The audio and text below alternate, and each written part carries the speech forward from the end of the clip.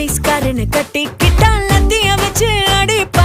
Doctor நான் கட்டிக்கிட்டா ஊசியால குத்துவா. பாடி பில்டரை கட்டிக்கிட்டா தினமும் தண்டால் எடுப்பா. பஸ் டிரைவரை கட்டிக்கிட்டா அடிக்கடி ஹார்ன் அடிப்பா. ஆத்தி மாப்பிள்ள ஒட்டி போட சொல்லுவா. மெக்கானிக் மாப்பிள்ள தினம் கழட்டி மாட்டுவா. ஒரு வேலை வெட்டி இல்லாதவ எனக்கு மட்டும் வேலை செய்வா. செய்வா எனக்கு வேலை செய்வா. செய்வா நல்லா வேலை செய்வா.